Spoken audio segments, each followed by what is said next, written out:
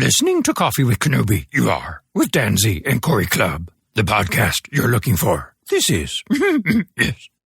For an entire generation, people have experienced Star Wars the only way it's been possible, on the TV screen. But if you've only seen it this way, you haven't seen it at all. This is the podcast you're looking for. We've been waiting for you. The Force is strong here, even stronger than the coffee.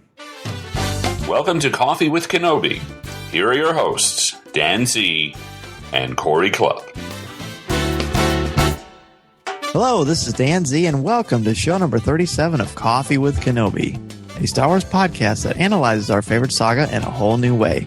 With me is my good friend and co-host, Corey Clubb. Hello, everybody. Thanks to everyone for their encouragement and support of my new adventures, and to Jeff McGee for doing such a great job for filling in for me while I'm away. It's been a few months here, jumping into the schooling. It's going very well. I was freeing up a lot of times. I got to thank Jeff for pitch hitting for us. He's doing a bang-up job so far. And thanks so much for everybody for supporting me for my new adventure and getting into this kind of new avenue in my life. Things come up, and I appreciate everybody's support and love. Thank you very much. In today's show, Mike Klimo joins us as we discuss our topic for show number 37, the Star Wars ring theory. Mike's writing has inspired fascinating dialogue about the interconnectivity of the Star Wars films, and we sit down to have a cup of coffee with him and discuss what it tells us about George Lucas and storytelling. We also discuss Andy Serkis' role in The Force Awakens, Gary Whitta, Star Wars Reads, and discuss a Kickstarter program for R2-M5. We also have your next Espresso shot with the Bearded Trio featuring Rob Wainfur, and introduce our topic for show number 38. And now, let's see what's brewing in the Star Wars universe this week. Oh, wait. This is interesting. You found something. I'm about to let everyone in on the secret. For our first news story, we've got some pretty serious breaking news considering Andy Serkis' role in The Force Awakens. And Corey, at the time of this recording, you have not seen the news, have you? I haven't. I didn't get a chance to get online and check it out. You sent me a text earlier today and, showing me that the story was out and debuted. And I thought, should I hold off for the show to kind of give us a first reaction conversation? You said, yeah, sure, go ahead. So here we go, folks. We're logging into coffeewithkenobi.com where the story is pulled up here. Oh, yeah. And originally this was in Vanity Fair. Or they had mentioned something. Right, and then now it's an exclusive for StarWars.com that our good friend Dan Brooks wrote about. He interviewed Annie Leibovitz.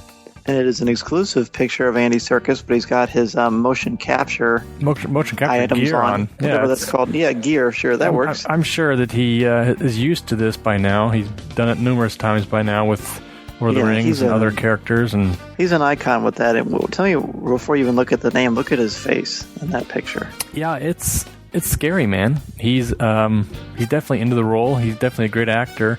He's a character actor. Obviously, he does a great job with this. In any role he does, he gives 110%, I believe. And this is his kind of bread and butter here, I think. It seems like, can you tell? I mean, they don't say whether it's a good guy or a bad guy, but it seems pretty clear about the expression that he's a bad guy, I would say. Or he's just very serious and intense. Well, true, but he doesn't look like someone you'd want to babysit your children. Probably not. Don't want to call it the Supreme Leader. No. And go ahead and read the name, which has been, I'll use one of my words that you like for me to say all the time, polarizing. Let's talk about the name. What is the name? Yeah, it's Supreme Leader Snoke. Snoke. Yeah, tell me your first thoughts on that. It sounds like smoke, obviously, real quick, and changing the N to an M. Mm-hmm. Snoke. I don't know. It's a strange name, but it's not Star Wars strange. It is unique. Right. Yeah, and I mean, there's a lot of... I think the main issue that people have is a lot of these names from Star Wars are some sort of amalgam or some sort of allegory of other things, like Darth Tyrannus, he's a tyrant. Mm-hmm. Darth Maul, he mauls people, he's a dangerous individual. It's Darth Sidious, he's an insidious character. So this doesn't seem to have a direct comparison to something that we know and are familiar with, but that doesn't mean it's not something we're going to embrace. And our good friend Tommy Mack, who's a blogger for us, he was mentioning online that, you know what, think about the name Bosk or other names like that, and those are just names we just accept. Maybe we just need to kind of give this one a chance. Well, even think of Boba Fett. I mean, let's just swap names here. What if his name was Boba? You know, or something like that. You'd still feel this little... People say, that sounds like Bobo. Sure. Right? Yeah. Right. But I mean, like, you kind of... There's a little bit of uneasiness, I think, because you're assuming you're playing a human character, but maybe this isn't the case, obviously, with the CGI and motion capture. And so I'm going to put him in the category of alien or something of the like of that. And the name, of course, is Snoke. I mean, it's not necessarily human sounding. No, it's certainly not. But look at his title. Right, exactly. That gives more... Supreme Leader, right? Yeah, of what? We don't know. Exactly. But, I mean, it's not like... I mean, that's even more indication that it's probably a villain, because a Supreme Leader, you wouldn't typically hear someone who was good or altruistic giving themselves that title. That's pretty... That's pretty heady. That's pretty egotistical, really. True. Doesn't that allow for a lot of discussion? It does. Supreme Leader. It does. Well, it's better than, Poggle the Lesser. True. Which you probably know very well from looking at the top app all the time. Yes. Yeah. So it's definitely interesting and one to throw into the bag of goodness here we get with Star Wars Episode 7, Force Awakens, along with these other great names we've kind of come to love, really. Kylo Ren was kind of a interesting name as well. That seems more Star Warsy, though, to me. Oh, you think so?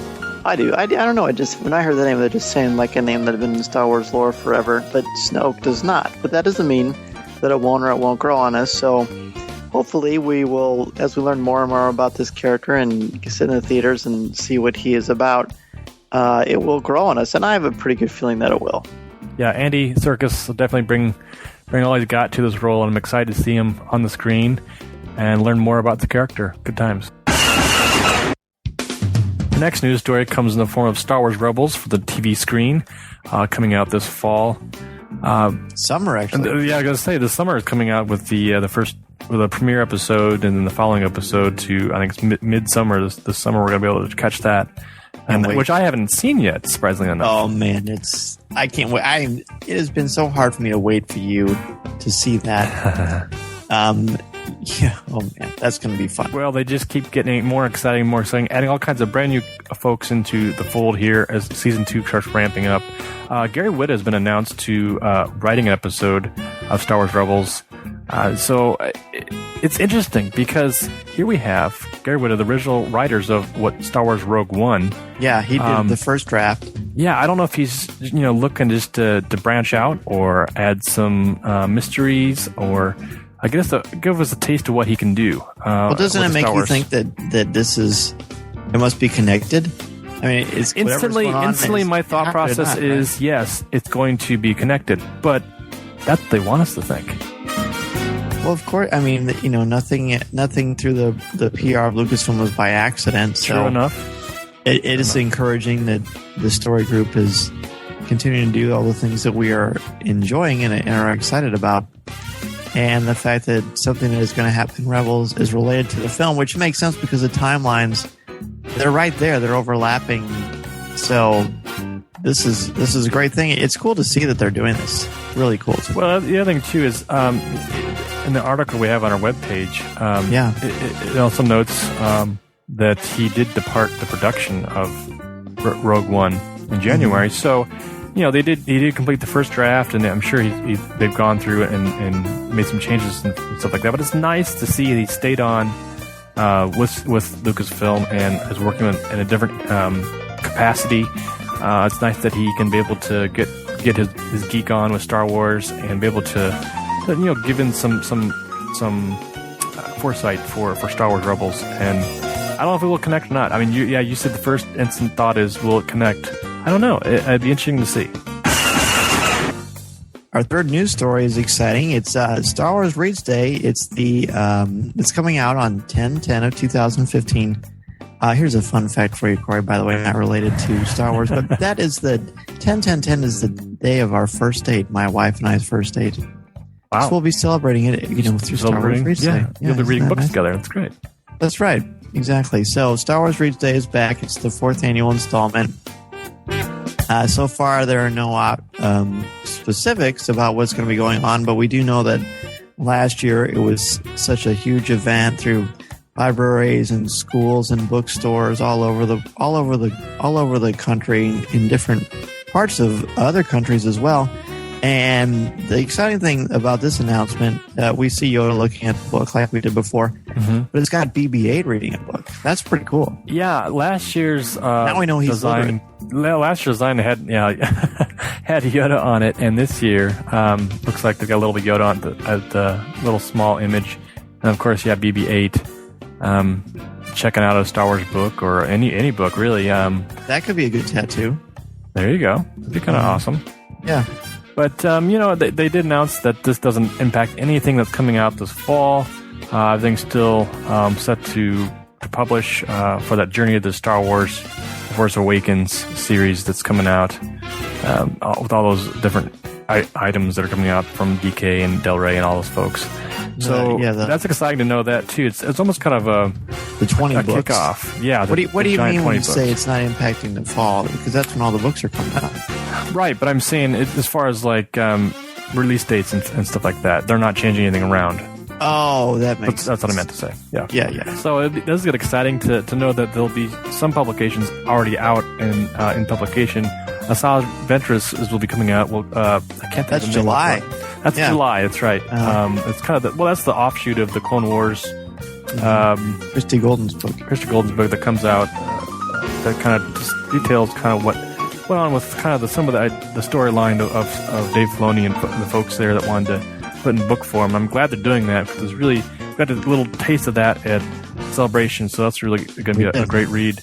And then I think that what comes out next after that is Aftermath, and I believe that's not till is that late October? I feel like that's in September. I don't know. Maybe it is. If only we had, as Jeff would say, if only we had the internet.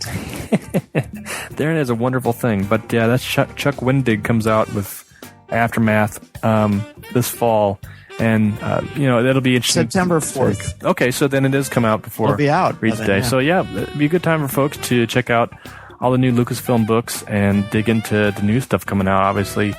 And be able to discuss and get on board it. But, the other thing, too... Well, do you have a plan for... I was just going to say, You actually do. I don't know if you know this, but I've got something cooking. I figured you always do. You always have something going up your sleeve there. And I was going to say, there seems like last year there were a lot of folks in Chicago. John Jackson Miller was in that area, I believe, promoting his stuff. And we had talked about possibly doing something like that. What I'm excited for is the events for authors and writers to interact with fans and readers at any level. So I would love to go see somebody local, if not a couple hours away. And how would you like to go see Coffee with Kenobi? That'd be great. That'd be something you're interested in? Yeah, live and in person. Live and in person. Yeah, you could meet Corey Clubb, shake his hand as he's so often known to say. Here's the thing. We at the high school where I teach, we are going to have a Star Wars Reads Day. We've got a lot of ideas, and I guess I haven't told you about this yet, but as we get closer, I'll share it. Maybe if you're in the central Illinois area or in the Illinois area, or just want to do a little bit of a road trip, we're going to be broadcasting live and have a lot of stuff for people in the community, and it's going to be a lot of fun. Our next news story has to do with a little bit of fandom. The guys we actually got to interview at Indiana Comic-Con were kind enough to send us some news their way. They're putting in part a short film, a fan film, called R2 M5 Rusty's Revenge. It's a Kickstarter campaign looking to get some funds for completing the project and getting on board with that. If you guys are R2 builders or a fan of R2 builders, check this out. It's a good time here. Looks like a lot of fun Kickstarter campaigns. Events, and fans and friends, educators Alex King, Eric Brown, and Chris Hemman are set out to make a Star Wars fan film, and looks like they're kind of promoting this on their own and looking for folks to be able to come support them. Yeah, they're great guys. We were fortunate to meet them in Indiana, and put a picture of them up on StarWars.com for the article that I did on Indiana Comic Con, and they're just cool, enthusiastic, and it's for a good cause. So go to our website and in our show notes, and you will see all about what's going on and help the guys out. We're all about helping the local fans or just the fans of the community, because that's what we all are. So see what you can do to help them out.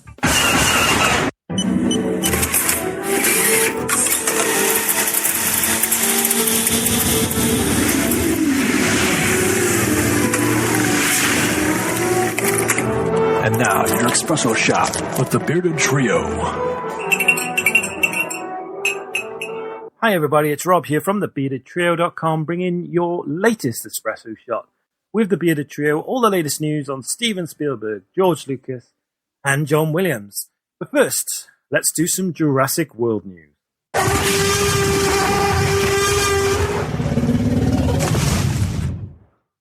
Now, one of the stars of Jurassic World, Chris Pratt, who plays Owen Grady in the film, has actually seen the film. And why not? I mean, come on, he's in it.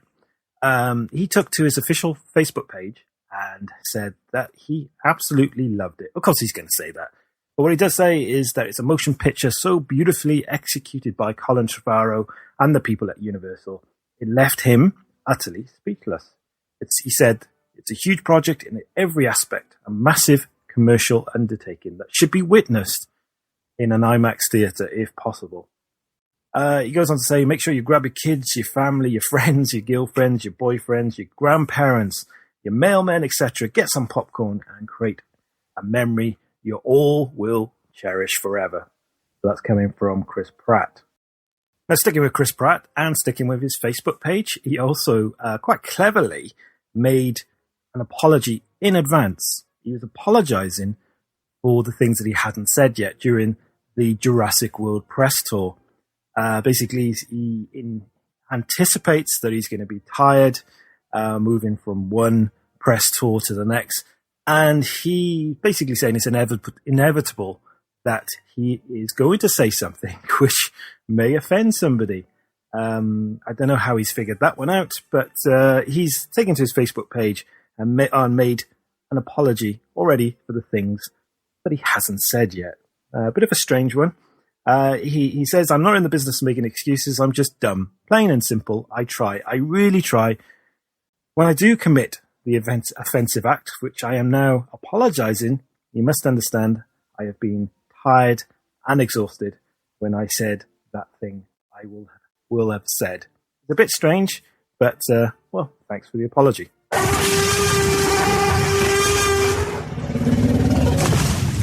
So as we know, Jurassic World will hit cinema screens on June the 12th. The soundtrack, however, will be available a few days earlier on June the 9th, and the track listing has already been revealed.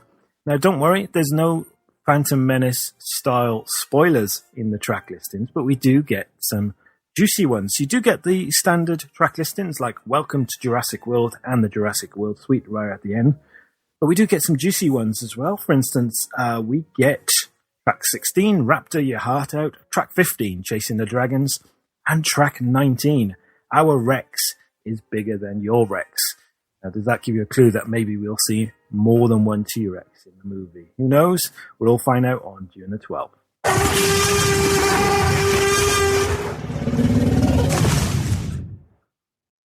Well, we all know that the director of Jurassic World is Colin Trevorrow. Let's not forget the executive producer of the film, Steven Spielberg, who we all know, of course, directed Jurassic Park way back in 1993.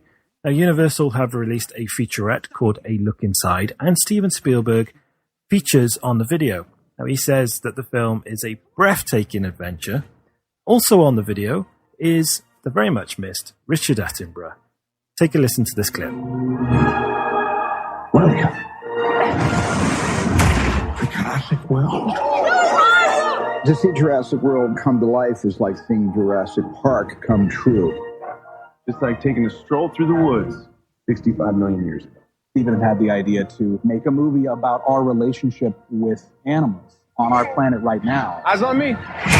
We're moving. Good. Every time we've unveiled a new attraction, attendance has spiked. Jurassic World. Goes down an original road, and it's a breathtaking adventure. We have a new attraction, our first genetically modified hybrid.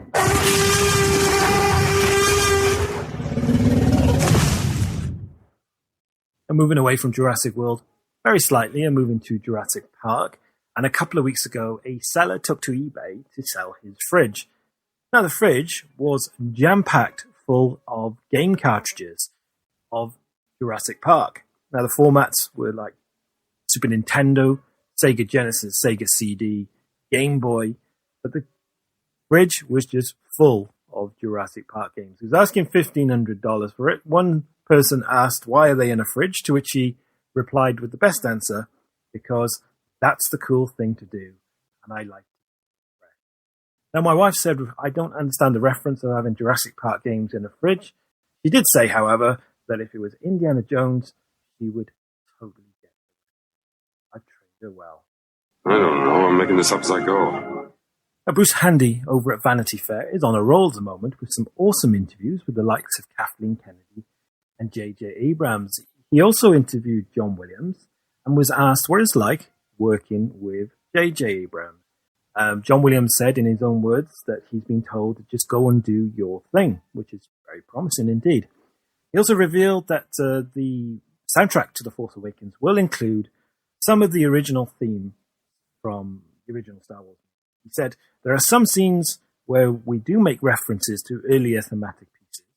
We haven't done it yet, but we're planning to do it. It's something that I think will seem very natural and right in the moments for which we've chosen to do these kinds of quotes. He also said there aren't many of them, but there are a few that I think are important and will seem very much a part of the fabric of the piece in a positive, constructive way.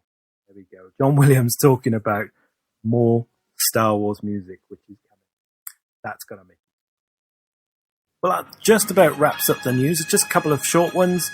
Dwayne "The Rock" Johnson gets a letter from Steven Spielberg saying he's a fan. I'll put the link in the show notes so you can read the letter. Happy birthday to Industrial Light and Magic, 40 years. They put a video on their official YouTube channel, a 60-second video showing some of the magic that they've brought to movies over the last 40 years. And a musician writes a song all about Mark Hamill and The Force Awakens. I'll put all these links in the show notes. Thanks for listening, and I'll hand you back to the Coffee with Kenobi. Goodbye.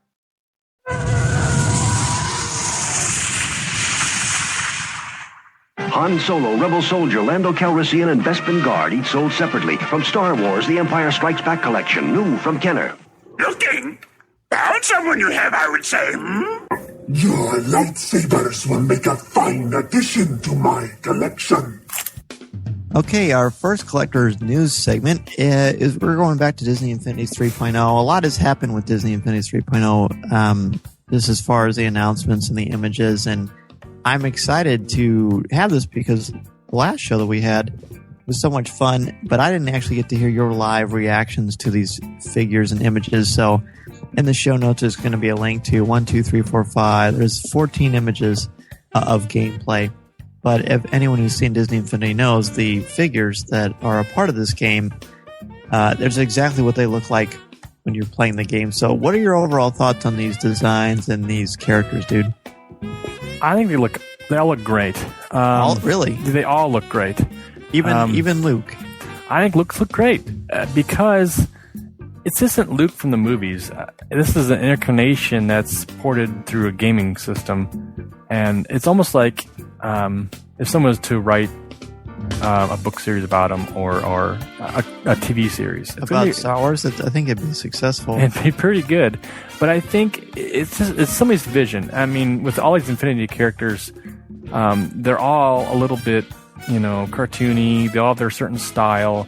Yeah, and rightly so. I mean, it's you look at any of the characters. I mean, they all look very video game-ish. But through all of them, I think they look very Pixar. Pixar has a great influence here, and well, all these images are from the Twilights of the Republic play set, which is, again, for people who aren't sure, they have different play sets where you get figures from a certain clip or a certain scene from a movie or a certain movie specifically, and you play in that world, in that universe. And they're pretty cool looking. So I cut you off. I just explaining what these images are. No, it looks really great because this is something that younger generational fans can get into as well. They're very family friendly looking. They look like a lot of fun. I don't have Disney Infinity, but this is a good reason to get it. Definitely something that my kids are excited about. They got excited about the Avengers one because all the characters were different there. But look back at those, and they're just as kind of shapely and oversized and disproportionate as the Star Wars characters. And that's kind of just the route they're kind of going with this. It is cool. So let's just put on your designer cap. Yeah. And we understand that this is the style they're going towards, but some of them are a bit more aesthetically pleasing than others. Would you say that's a fair statement? Yeah, that's fair. Sure. Okay, so which ones? We're a positive show. So what are the ones that you really like? I think the Han Solo looks good. I do too. That's cool. It does look a little bit like kind of like a play. It looks like Harrison Ford. Looks like Harrison Ford a little bit. It looks kind of like a play school figurine. But better. But my favorite one. Yeah. Is Ahsoka. Is it? I thought you were going to say Yoda. I don't know why. Ahsoka is cool. Yoda to me, okay, this Yoda can go anything. I mean, he looks good at any prequel, original trilogy, Clone Wars. Did we you and I talk about this at the barbecue a week ago? We might have. Yeah, but people didn't get to hear that. Well, they didn't, but that's just our daily lives. So that's true. Just they don't want to hear everything, but that's true. So I Yoda couldn't fit in anywhere. He looks great all the time, pretty much. So my favorite is Ahsoka, and second to that. Tell me, is it because it's Ahsoka and we got to meet Ashley, or just because it's just? I love this picture of her and Anakin's pod racer from Phantom Menace. That's cool. Yeah, it looks like a lot of fun. I mean, the game itself is going to be a blast. I think no matter what the characters look like. Ahsoka looks great. I think Obi-Wan looks great. Yeah, he does. I said, Han looks good. I mean, it looks cool. Do you agree with? Go ahead. I was going to say the one I don't like is Chewie. Yeah, the Chewie. The one I like the least is Luke, which is disappointing because I just don't think it looks like Mark Hamill at all. But it doesn't need to. Well, doesn't it? It does it? I mean, have you ever seen a picture of Luke that didn't remind you of Mark Hamill? If it didn't, would you be like, Well, it does, but then. I mean, because the rest of them looks like a cartoon version of Carrie Fisher when she was 18 or 19. It looks like a cartoon version of Han Solo, of Harrison Ford. It definitely looks like the James Arnold Taylor / Ewan McGregor Obi-Wan, but the Hamill one it's off. Hamill one it's looks better than I could do. It looks a little bit like the Power of the Force, kind of the. Oh yeah, I can see that. The sweeping hair, but it's very Pixar, very. I don't. Darth Maul doesn't look like Darth Maul to me. No, the Darth Maul one looks a bit. He doesn't look as cool as he did on screen. Mm-hmm. But then here's the comparison too, Dan. Yeah, I'm looking at Anakin now. Anakin character. Yeah, he looks like from Clone Wars, but he's a digital composition of Hayden Christensen from the movie. Yeah. So it doesn't look like Hayden Christensen. It looks like the Clone Wars Anakin. So when you look at Luke, it looks like a Clone Wars version of Luke or a Rebels version of Luke. See, that's why you're on the show. There you go. But that's the way we see it because Yoda looks good, Anakin looks good, Ahsoka looks good, Obi-Wan looks good. The other ones are going to compare to a real life portrayal of these characters. Even Chewie, a real life portrayal. We've seen Chewie in animated form as well, but we in Clone Wars, true. Right, but we compare it to the digital form, I guess you're going to call it that. Yeah. Vader looks like a vacuum. A vacuum cleaner? Yes. Are you being silly? Or are you really thinking? It does.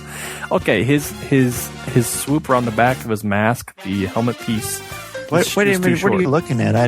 Because the link I sent you, it doesn't have it. I mean, I've seen the Vader picture. Oh, I was just reviewing some of the images, but yeah, I see the Vader one. I sort of see what you mean. But I'll post it's still pretty neat. I think the thing about the Vader, the way he's holding his lightsaber, I think I'd rather see it out more. Does that make sense?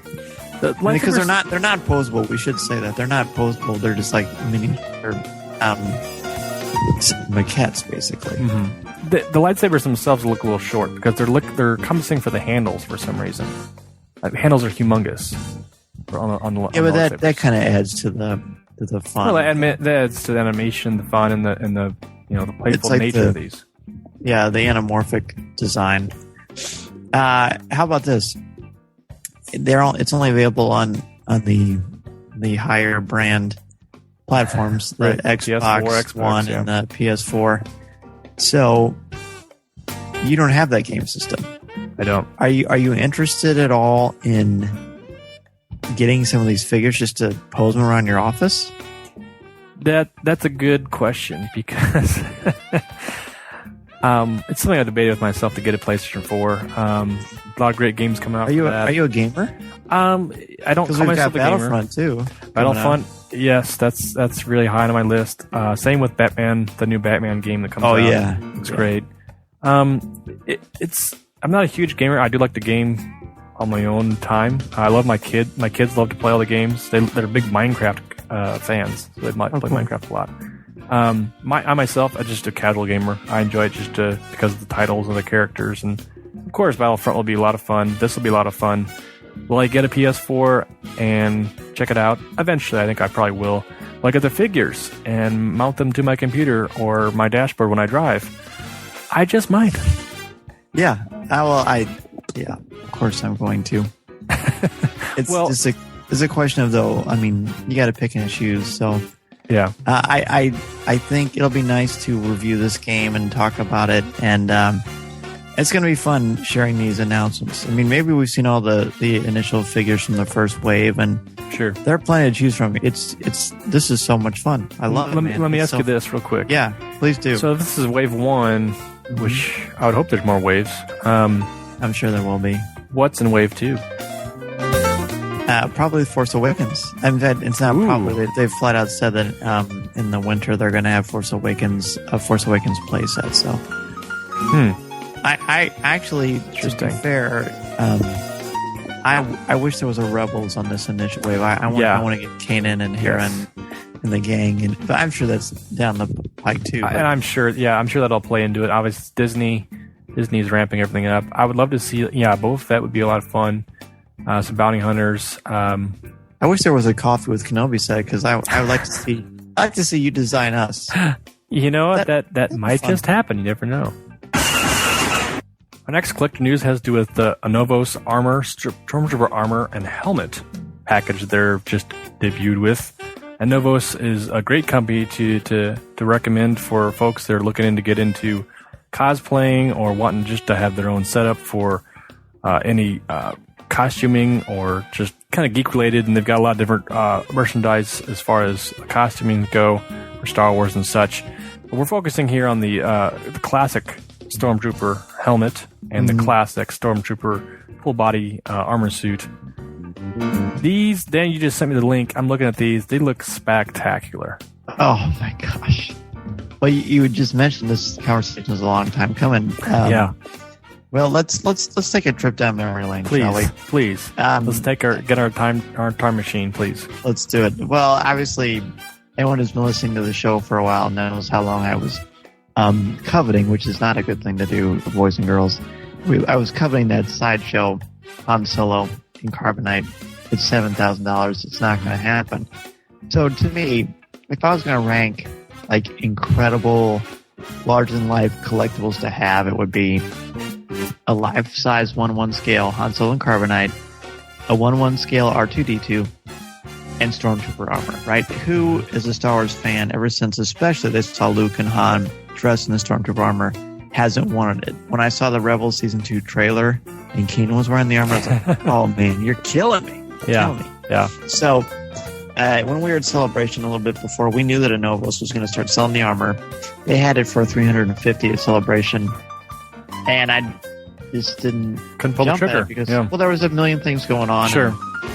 And, it's just such an amazing whirlwind of an experience when you're at a Celebration. So it's still going on. They went from $350 to $450 after May the 4th, which is still a hefty sum of money for for people. I mean, money is hard to come by and to earn, and when you do, you got to be prudent. So I've been sort of doing this song and dance for a while, and for people who haven't seen it yet, the links in our notes. If you buy Stormtrooper armor, is something that the 501st has clearly been making and doing an incredible job with. But it's not like you can just go somewhere and buy Stormtrooper armor. And if you do, it's pretty expensive, right? I mean, even making it, Mark and the guys from the Midwest Garrison were telling us, it's over $1,000, Mm-hmm. Yeah, just to make it, yeah. So Anovos is officially sanctioned to make it, and you mentioned that, they have a lot of stuff. They've got Imperial officer costumes, they've got Rebels stuff, they've got Battlestar Galactica stuff, Star Trek, Ender's Game. And they have the helmets. They like the Vader helmet, the AT-AT helmet, the TIE Fighter helmet. But now they've got the entire armor. If you buy the entire thing, it's $1,450, and it's completely assembled. It's ready to go. The big question that people keep asking is it 501st approved? And honestly, they haven't actually come out and said yet, but they haven't said no. So to me, I mean, what is that to you? Don't you think that means it's probably going to be okay? I think that they're working out the kinks. It could be. I mean, I would hope so. I would hope that everybody can kind of Marcus be in Doran agreement. talked with Celebration, who's a great friend and fan of the show too, and just a good guy. With the best Stormtrooper armor I've ever seen live, by the way. Wow. He said that he thinks it's probably... I mean, he seemed optimistic. He didn't say yes or no. I mean, he's not a spokesman for the 501st. He's a spokesman for Marcus. But he seemed to think favorably of it, and I do. So I'm babbling because I'm excited, Corey. Why? Because if you click on the link and you click on Star Wars, it's complete ensemble, 1,450. That's hefty. Yes, if you scroll down, kit with completed helmet, it's $450. And what that means is the helmet comes ready to wear, ready to roll, ready to pose and display. The armor's in pieces, but you can put it together. And the kit itself, it comes with the armor pieces, the helmet, the blaster holster, and the equipment belt, the gloves, the neck seal, the zip bag, the two-piece arming suit with a long-sleeve jacket, and the pants where you can attach the armor pieces to it. And it's designed to fit somewhere between 5'8" to 6 feet tall. So that's what the kit has. Okay. For the armor itself, you have to get the trim and clean up and do the physical assembly. It comes with instructions, but it comes with the webbing suit underneath for you to mount everything together. And I don't really know how this works, but that's why we're very blessed, thanks to your son's awesome birthday party from a few years ago. We know some of the guys locally from the 501st and graciously offered to help us put these together. So, Corey, I'm going to do it, man. I'm getting pull the trigger. Yeah. So, Dan, I got to know, too, it's something like this is a big decision for you. Yeah, it took me like a month, seriously. No, but I think longer than that, because the mindset has to be there. It's always been in your mind. It's just this has been a good opportunity to come, obviously that Novos, has us to offer to fans and folks that want to, go with this package deal. Right. It's something. I was telling my wife about it actually, about how you want to get the Stormtrooper armor, and she thought, oh my God, she was kind of like, oh wow, that's really what's this whole hog there. I thought no, I can completely agree with this because as a fan, this is one of those things that are like the top of your list. Yeah, it really is. And if that's at the top of your list, you should get it and be something that you can display or wear and just hug it and do whatever you need to do with it. Because when I'm going to see it, I'm going to try it on as well. It probably won't fit me, but well, yeah, you're like 10 feet taller than me, as they say. Yes. It's something that you've always wanted, so it's something that you should be able to obviously put together and get. I'm excited for you. I'm excited to see it, and even just looking at this myself, I was looking at the first link you sent was just the helmet alone. It looks fantastic. And that's new. I'm glad you said that. It does sound good. And for people who are like, man, I don't know if I can swing that, but I sure would love to have a helmet. In fact, I remember at Celebration walking by the cantina for StarWars.com and saying to you, man, I'd like to have a Stormtrooper helmet someday. Okay, you can, if you look at our link in our show notes, you can click on the helmet and you can get the kit for $100. A ready-to-wear completed is $175. And then, you know, again, not pocket change, but $100 for something that you could put together or have the 501st help you with, which is a great opportunity to reach out to Star Wars friends and fans in your community. Anyway, this is extremely reasonable for what you're getting. It truly is, and I've put together so many IKEA furniture pieces. Yeah, that I could probably mismanage myself into something, you know, to put together. Do you think you might get the helmet? You know, I will possibly say this is something that's really cool. I love to have this on my desk and put it on when I want to scare my kids. But here's the thing: I like Stormtroopers. But I'm a huge fan of the Biker Scout. They don't have a Biker Scout not yet. So I might hold out for the Biker Scout. It is important to mention that this $450 for the kit with a completed helmet, that price ends on July 9th. Okay. And then it goes up to $650 just for the kit with the helmet. And then on October 1st, it says the initial public offering price ends. So it's sort of unclear to me, and maybe it's more obvious to other people. Maybe that means they're not going to offer these for a while after that. I mean, they have to make them all, so I'm sure it doesn't happen overnight. Well, the shipment date was December, too. Yeah. Look, so you're going to be waiting a few months. You say December? Yeah, I December. think that they want people to have it so they can arm the theaters for the Force Awakens. Yeah, absolutely. Done. Rightly so, yes. Yeah. So I will say, I didn't like find a money tree in my backyard. What I did, honestly, I did it the right way. It was tricky, but I went up into the attic and I went through my many collectibles, and I found a few items that I was comfortable parting with. Although to sell my Power of the Force Millennium Falcon in box, that was sort of hard for me, to be honest. Sure. Whether that's just a part of it or not. It's just something. I love the Falcon. I can get it back eventually. Sure. But as my son was telling me, when you look at the armor, you're going to be okay with it. Well, the other thing too is, you're talking to me, the guy who sells comic books, to buy his wife an engagement ring. So there's bigger and better things out there. And it's not like I can't get that stuff back. But again, it goes back to my philosophy of looking at your list, your ultimate fan list, and where's that place on your fan list? Maybe it's some folks who are like, I'm not interested, not my thing. But for you, it's definitely one of the top things for you you've always wanted. So I think it's something that you can obviously aspire to get and have. And I can't wait to see you standing in line in the snow in December, waiting in theaters, dressed up. It's going to be awesome, man. I can't wait. This is Mike Klimo, author of the Star Wars Ring Theory, and you're listening to Coffee with Kenobi with Dan Z and Corey Clubb. This is the podcast you're looking for.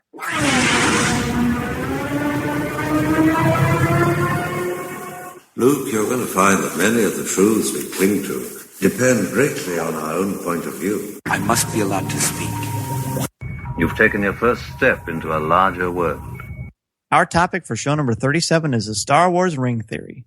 What is your opinion of the Ring Theory and how the two trilogies are connected? What connections are the most prevalent, and how does this add to the canvas of Star Wars?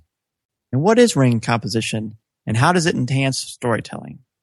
Joining us to discuss the Star Wars Ring Theory is the author of the Ring Theory, Mike Klimo. Mike's research has revealed a fascinating new way to examine the Star Wars films in awesome detail. You may find yourself looking at the films as well as storytelling in a whole new way.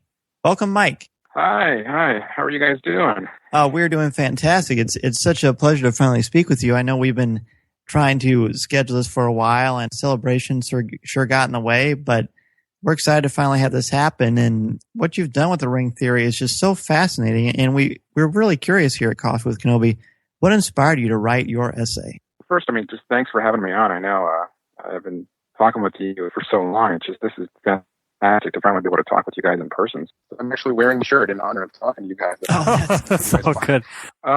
What inspired me? Well, kind of a roundabout way.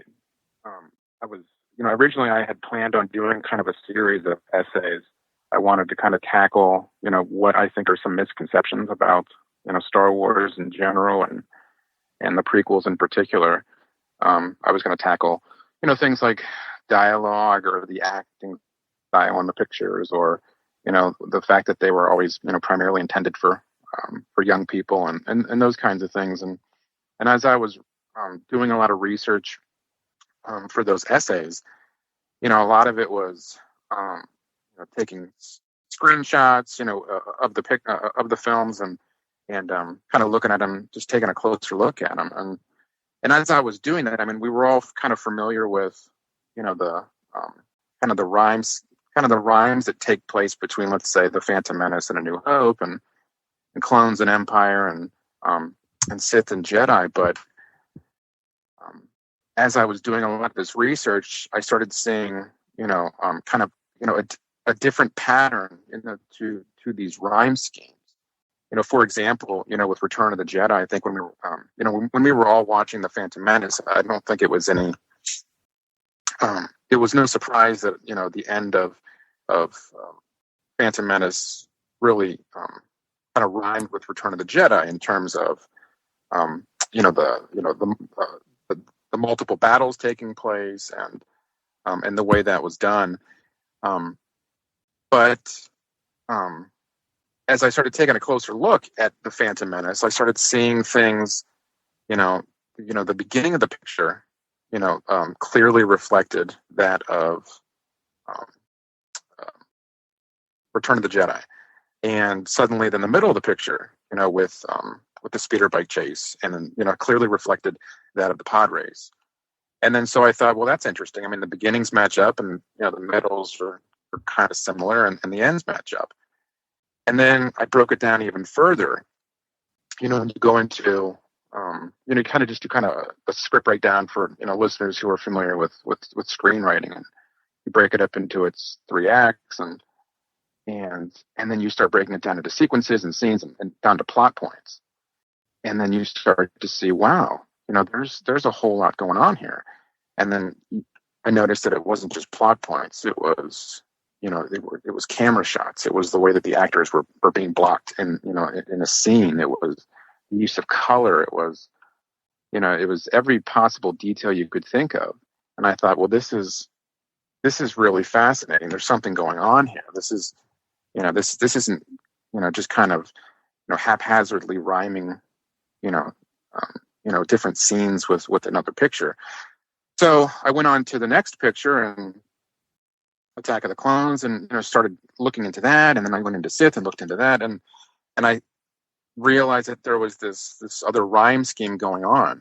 And at that point, I thought, okay, now there's something going on here. I'm going to shelve these other essays I'm working on, and I really think I need to look into this and try to figure out, what's going on.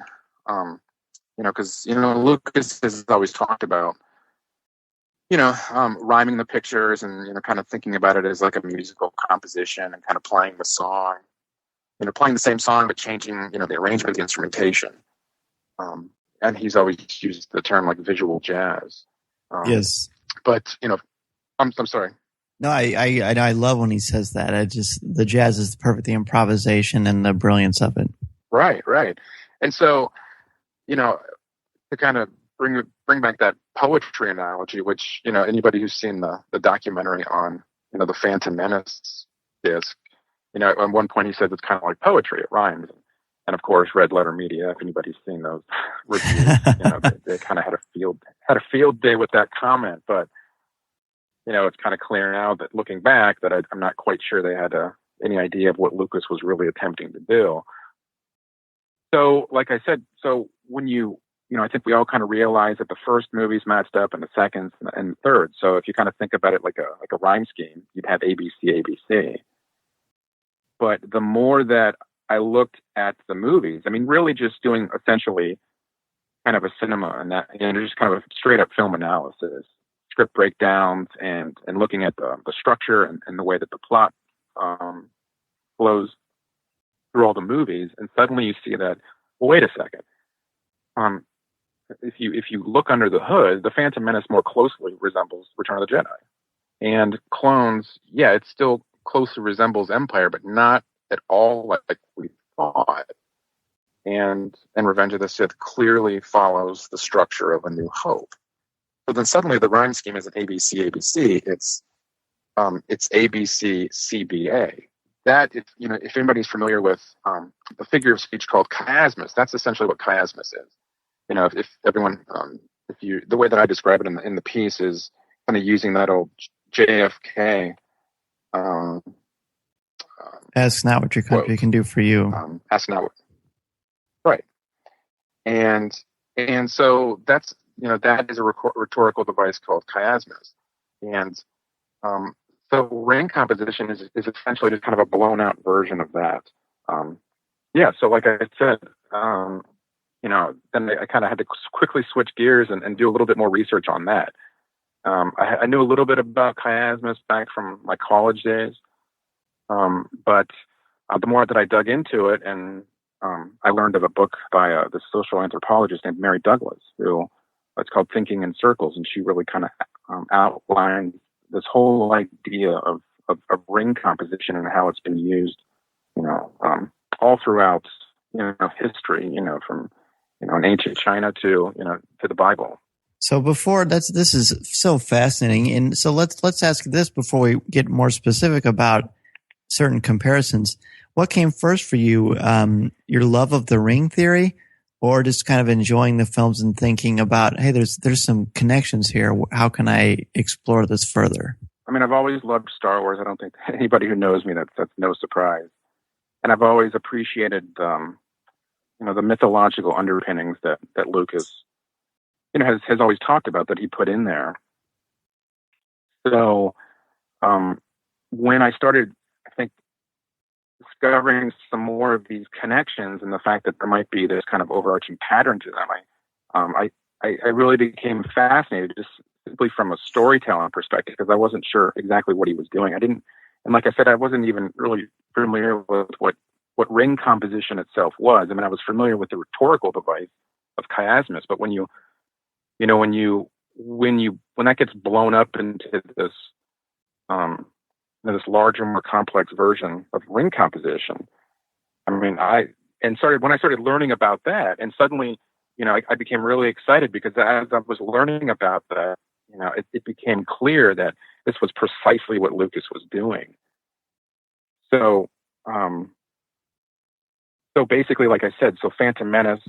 Well, actually, let me back up for a second. So, I guess maybe if anybody isn't quite familiar with chiasmus or ring composition, in terms of story, the story is traditionally organized into a sequence of elements, and you go from a beginning to a midpoint, and then the ring turns, and then the first sequence of elements gets repeated in reverse order until the story returns to its starting point.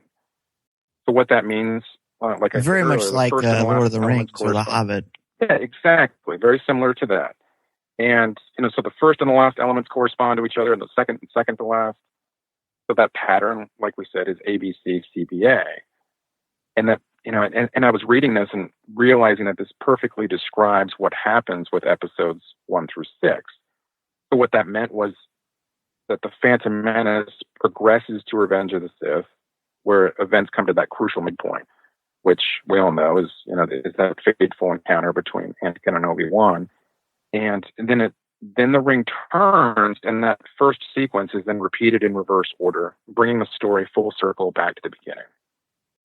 And I know, let me just say, I know how crazy all this sounds. And it doesn't sound crazy to us. I've been reading. No, it's great. Well, I've been, I just want to say that I know I've been getting a lot of flack lately, with conspiracy theories and tinfoil hat, attacks and all those kinds of things. And I think, probably using the word theory, in the title probably wasn't the best choice. I tried to play off the more scientific sense of the term, not the way that, it's used in the layman's sense. Sure. And I'm going to say you have done a heck of a job, and I think it's fantastic. I don't see how anyone could not see, because what you've done is you've presented a theory, an idea, a hypothesis, and you've backed it up with sound evidence. If you were writing a paper and this is what you turned in for my class, you'd get an A for sure. Well, I appreciate that. It's true. Absolutely. Oh, I was just going to say that all I was trying to do is really, as best I could with the evidence, from the pictures and from George Lucas and other people that have worked on the films, is try to describe what I think he was trying to achieve, in terms of the overarching structure of the pictures, and that he most likely, used ring composition as the basis for the saga. And I do think that in terms of the structure, in terms of him using just what's called chiastic structure or ring composition, I think the evidence there is really overwhelming. I think that part of it to me is almost undeniable. But of course, what is, I think, up for debate, is the interpretation, perhaps, of that structure, and a lot of the details and a lot of the symbolism and the metaphors that he uses in the pictures as well. But I would probably certainly stand by the structure. Well, speaking of the structure, this whole essay is remarkably well done. So, I mean, I'm just was cruising through it multiple times ever since it's come out, and Dan and I have been texting back and forth on it here and there, and building on it. We've been wanting to talk to you for quite some time, and so let's break down some of these comparisons in terms of separate categories. We have the narrative structure, the plot points, the visuals, the dialogue, themes, and music. Let's start with the narrative structure. What can you kind of point to as overarching ring theories as far as the narrative structure? You said that seems to be the most focal point on this series. So, in terms of structure, we'll start with an overview. Keep it as general as possible. So, like we said, if the pictures are lining up A, B, C, C, B, A, so then Phantom Menace lines up with Return of the Jedi. So, if we break down the 3 acts of the Phantom Menace, in very general, broad terms, the Phantom Menace moves from Act 1, which essentially is just 2 Jedi embarking on a mission to rescue Queen Amidala from the palace, to Act 3, where the primitive Gungans join forces with the Naboo to defeat the Trade Federation in that multi-strain battle. Now, then, if you look at Return of the Jedi, and again, if you break it down into into its broadest terms of what's happening, the picture starts just like the Phantom Menace, but slightly reinterpreted, where instead of 2 Jedi embarking on a mission to rescue Amidala from the palace, you have 2 droids embarking on a mission to rescue Han Solo from another palace, from Jabba's palace. And the picture then concludes with the Ewoks joining forces with the rebels to defeat the Empire in another multi-strand battle. And if you look in the middle of the pictures, in the Phantom Menace, you have on the planet Tatooine, you have Anakin befriends the Jedi and helps them fix their ship. And in Jedi, on the planet Endor, the native Ewoks befriend the rebels and help them take them to the shield generator. Almost in the center of each movie is the pod race or the speeder bike chase. And in Phantom Menace, Anakin leaves his mother to face the Jedi Council and become a Jedi, and in Jedi, Luke leaves his friends to face Vader and become a Jedi. And that, if anyone's familiar with screenwriting, that plot point typically called plot point number 2, which kind of thrusts us into the next act. In Phantom Menace, that's when Amidala falls into Palpatine's trap and calls for a vote of no confidence, which mirrors the rebels falling into Palpatine's trap and attacking the Death Star in Return of the Jedi. I mean, so if you start to look at it, absolutely. You just look at the narrative structure of each picture, you see that the beginnings match, the middles match, and the ends match. And I know I left those intentionally broad, but what you could do is you could take any one of those, let's say, any one of those pieces that I just said, like 2 Jedi embarking on a mission to rescue Queen Amidala from Theed Palace, and you can start to break that down into camera work, into dialogue, into the use of color, into screen direction. There's just Lucas has really the attention to detail that he's brought to that, to make those connections, not just in this kind of overarching structure, but then he just goes down to the almost granular level. It's just really incredible. It is just the connections are so staggering. Your work and Paul McDonald and all the great people that are analyzing Star Wars. It's great. It's so much fun, and one of the reasons we love doing the podcast. So you talked about narrative structure, and you've hinted around the plot points too. Let's talk about some of the just flat out visuals, and you have a lot of great references to these visuals, both on your posts on your website and then through your interview on Star Wars Insider too. But let's look at these in a little bit of detail here on Coffee with Kenobi too. Great. So one of the most biggest ones that have stood out to you as you research some of these theories, like the ones that can either caught you off guard or were just kind of maybe just like obvious a little bit. Maybe review some of those. I can say for me the one with Luke from Star Wars and the one of Obi-Wan from Phantom Menace with the death of their mentors. When I saw that picture you posted, I thought, of course, that's brilliant. How did I not see that? Right. A lot of these things, that's what I just find so fascinating about it. I mean, it's so sophisticated to me and it's so subtle. Mm-hmm.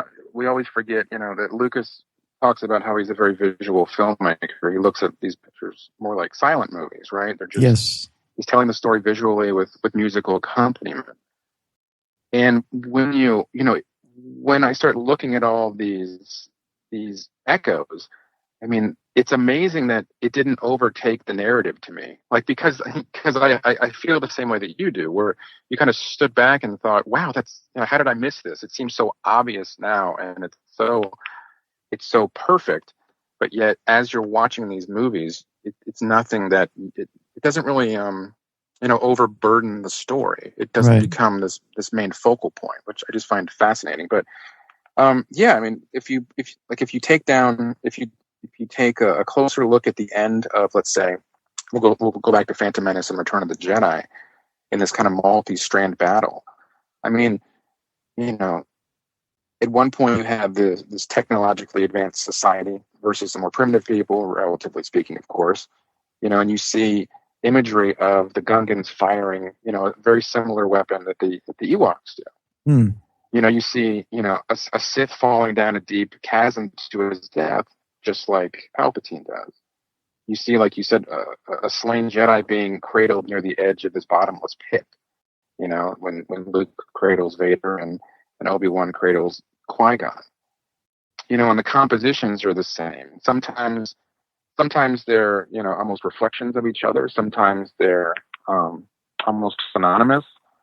And there was a funeral pyre, of course, at the end of both pictures. Sure. And those are very, very similar. One of the ones that caught me really off guard, though, is the beginning of Attack of the Clones.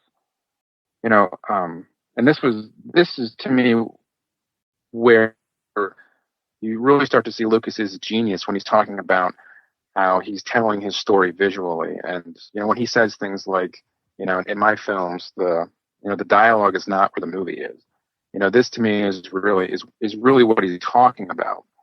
I mentioned earlier that with Menace and Jedi, the beginnings match up, and the middles match up, and the ends match up. And while that's also true, in a sense, with the way Clones relates to Empire, there's something else going on which is even more remarkable.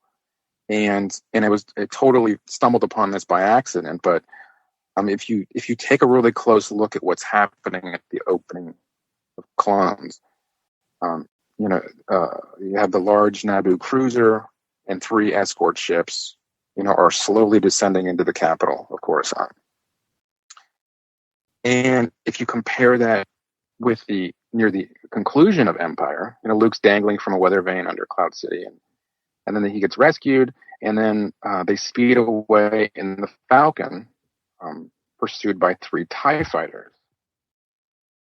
So when I actually took screenshots and you start to put them next to each other, and you see that Empire ends with basically 3 small ships chasing a large ship that's escaping a city in the clouds, Clones begins with 3 small ships escorting a large ship that's this where it gets really crazy, is landing among mile-high skyscrapers that's shrouded in dense fog, which is a veritable city in the clouds. Wow. So in other words, Clones begins where Empire ends. Isn't that awesome?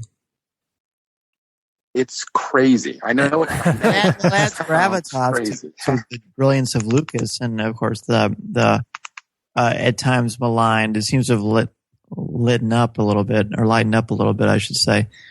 But yeah, it's just nice to see it, and I especially appreciate the prequel respect that you have and how it adds gravitas to the entire thing. What you're saying, right? And I know, it may. Some of your listeners are probably wondering, well, what does that mean with the end with Clones and Empire? I was just going to add that Clones then also ends where Empire begins, in these underground caverns of this barren wasteland. And there's a lot more details to it, but essentially, if you just think that Lucas has kind of flipped it, and if you stand back and you think of the ring composition, the reason it's called a ring is because the story essentially forms a circle, and it's important to think that the Clones is not telling the story of Empire in reverse. It's not. I guess what I mean is the change in direction between the films isn't really meant to go backwards and forwards. It's meant to be read, in terms of high and low, because Clone starts in a high place, a city in the clouds, and ends in a low place. And Empire starts low and ends high. So when you look at these two in parallel, the structure of Clones is thought of as descending, and the structure of Empire can be thought of as ascending. Just stay with me here for just a second, listeners. I know this sounds crazy, but so like I said, the ring composition essentially forms a, which becomes this hero's journey of Anakin Skywalker. You see it's his rise, it's his fall, it's his ultimate redemption. It's all a complete circle. Clones is the part of the circle where you essentially start to descend all the way down to its lowest point, which we will reach at the end of Revenge of the Sith. So if you're wondering why Attack of the Clones has a tilt up after the opening crawl, this is most likely the reason. It's the only picture that has a tilt up instead of a tilt down.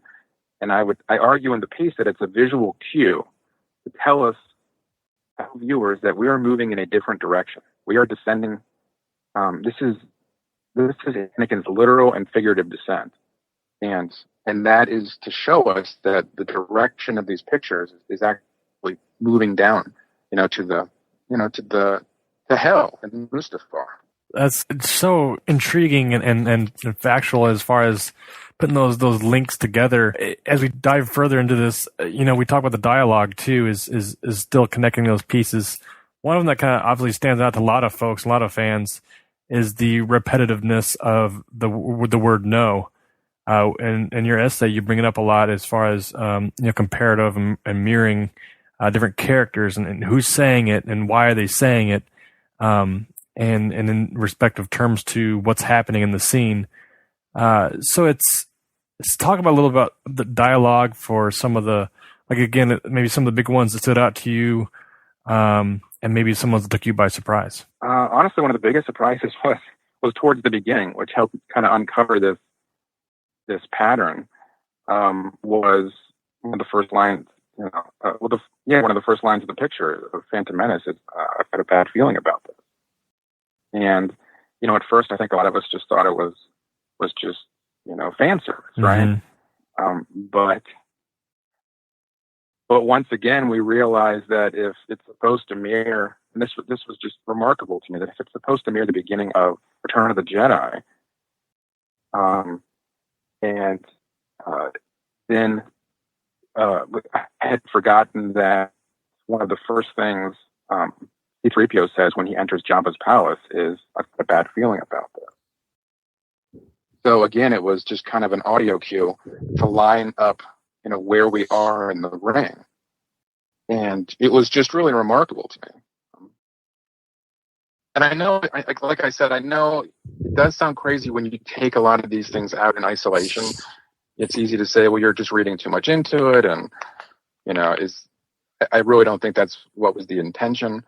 But that's just one of many, and as you go through the essay, like we've said, it's just there's a lot going on in each little part of each movie. Sure. I think you're in really good company here at Coffee with Kenobi because our listeners love to analyze and dive deeper and use rhetoric and analysis to talk about Star Wars. So we love what you're saying. Let's talk a little bit about the themes too. What are some of the overarching themes that connect even more clearly because of the ring theory?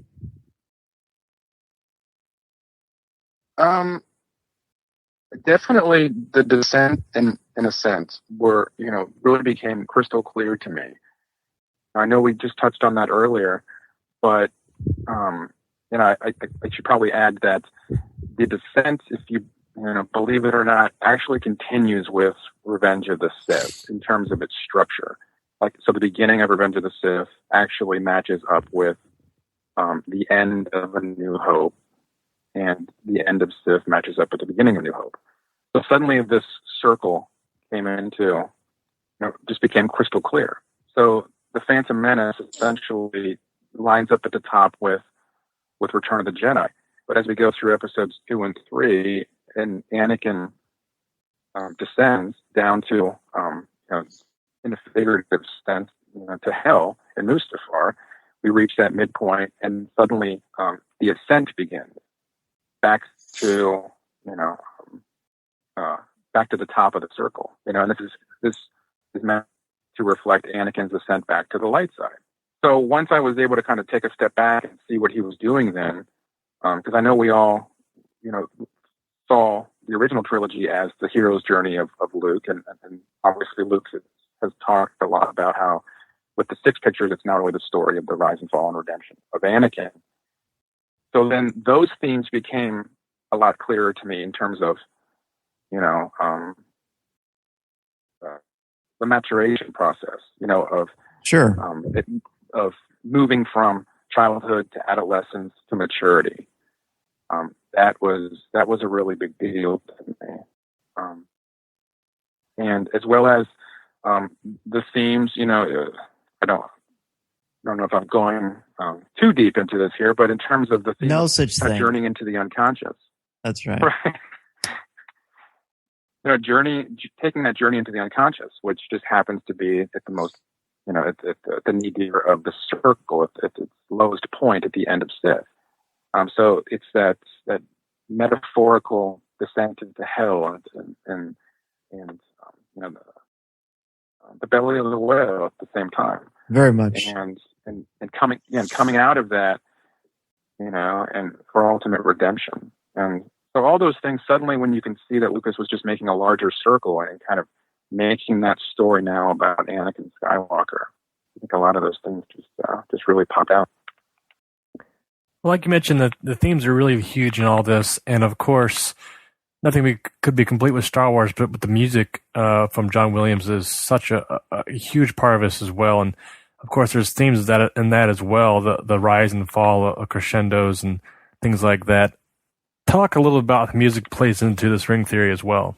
Well, some of the obvious ones, and I actually learned a lot from just the David Collins. He has that terrific podcast to talk about the music. And yes, I'm definitely not an expert when it comes to classical music, but some of the things that I did pick up on, like at the end of the Phantom Menace. Maybe you discussed this before with, if you pay close attention to this kind of joyous music that's playing during the end celebration, it's actually the Emperor's theme kind of played it's more of an upbeat version of the Emperor's theme. So as you kind of go through this, and I think he's kind of playing with some of the themes and leitmotifs as well. I don't dive too much into the music, into the essay, probably for that reason. I just I don't have quite a grasp on maybe how he used the music to really come full circle with it. I didn't include, there was obviously like the the use of the choral music, right? And Duel of the Fates, which, you know, a lot of people forget that was also used at the end. I think that was a deliberate echo to that same type of choral music that was used at the end of Return of the Jedi. True. So little things like that, which kind of line up. This is such a huge piece of article and such a great breakdown you've got here with this. It's just hard to sometimes wrap your mind around, and you can kind of go a little crazy sometimes. I'm curious to know just how long it took you to put this piece together, and how many times did you watch the movies? Tell me about it. Going crazy. Yeah. I've actually never seen the movie. No. It took. Yeah. Believe it or not, it took about 2 years to put this together. So, yeah, it was quite the undertaking, and you know, my wife will never let me forget that. Well, let's just go back as this is a ring theory conversation. Let's go back to the beginning. And for you, what does the ring composition teach us as an audience about storytelling and the power of storytelling?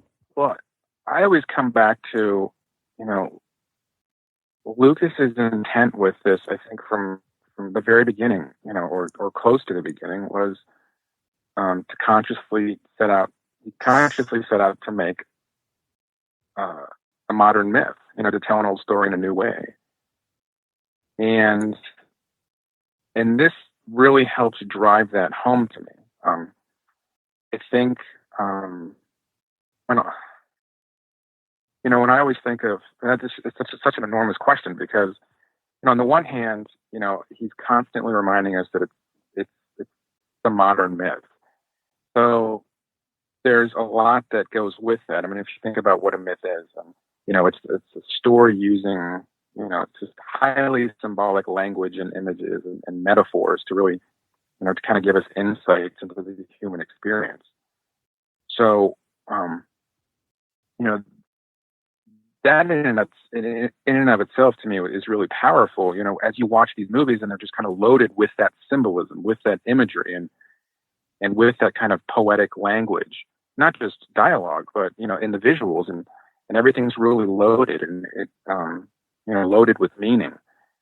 And to kind of, you know, to dig deep, you know, and kind of pull out this ancient literary device to kind of wrap the whole thing into this kind of into a unified whole, to complete this metaphor, I think is, it's very powerful. I think, you know, forget the acting, forget the dialogue, forget all the, you know, the deliberate stylistic conventions that a lot of us get hung up on.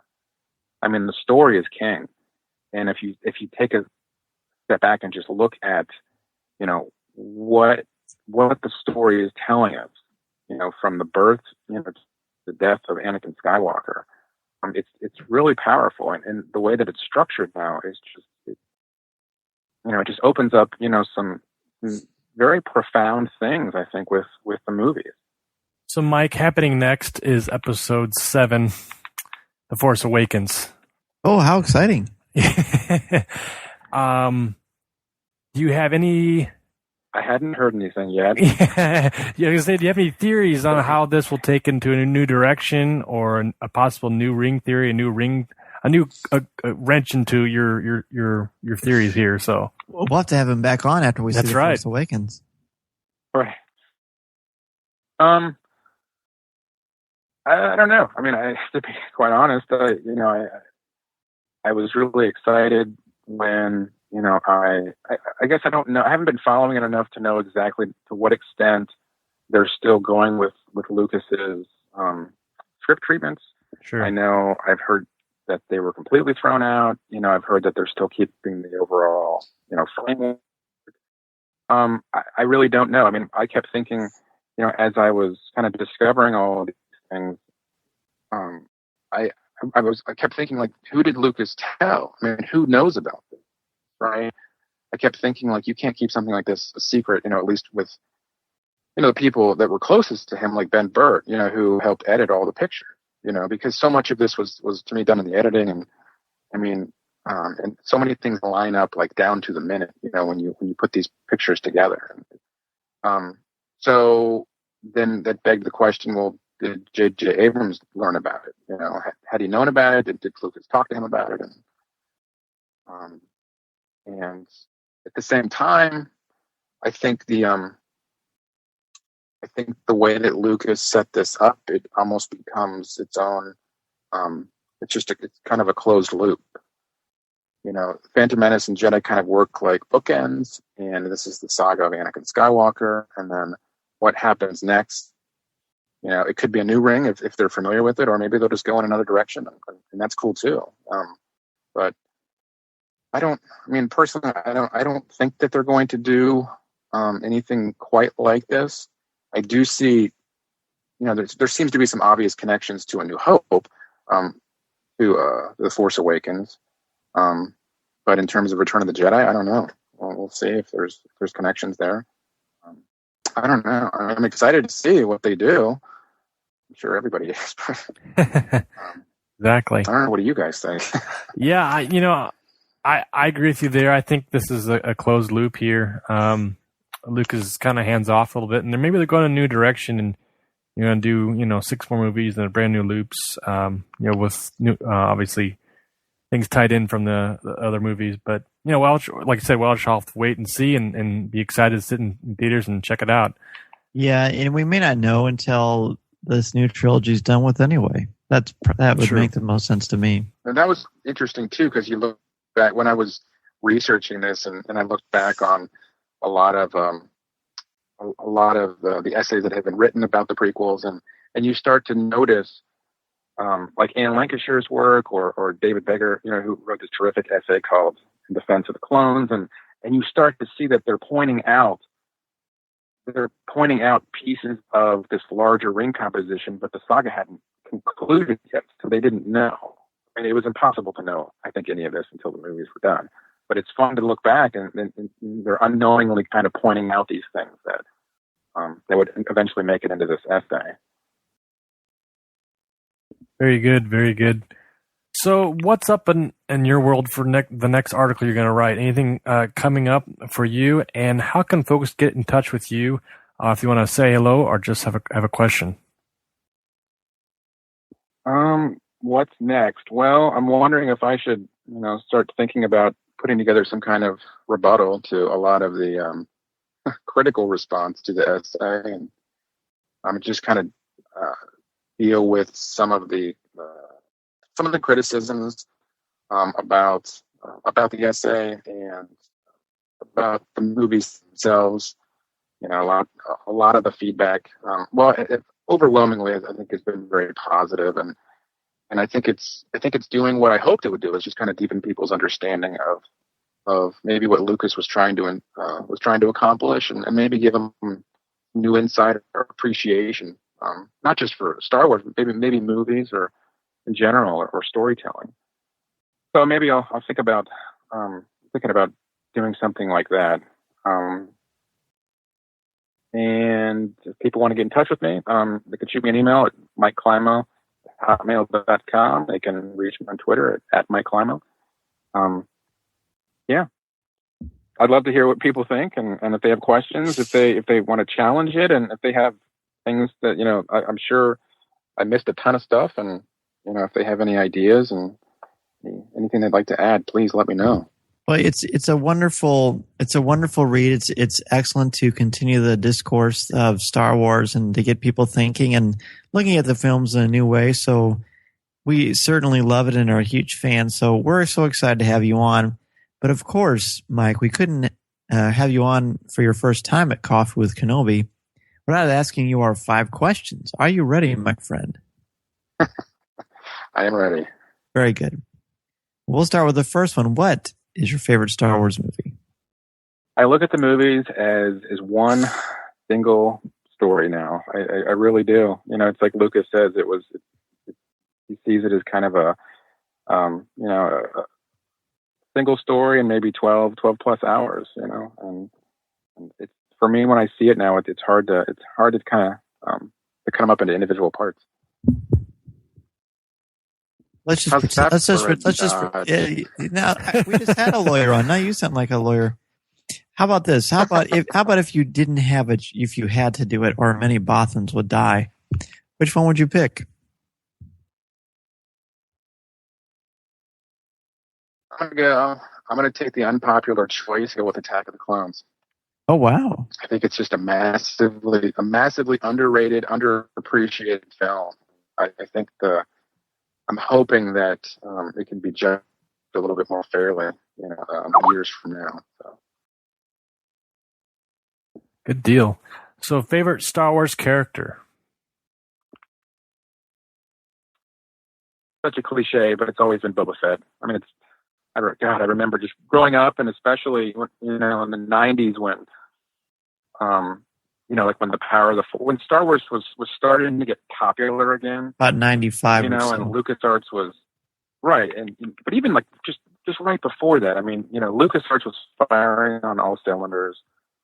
Kevin Smith was really helping things out with Clerks and Mallrats, and the Power of the Force, line came out, and so my Boba Fett infatuation probably peaked around then. And Jeremy Bullock came to like a local comic shop, and I got to meet him and get my helmet autographed, and life is good. Boba Fett all the way. Absolutely, life was good back then. So, what is your favorite line of dialogue or film moment?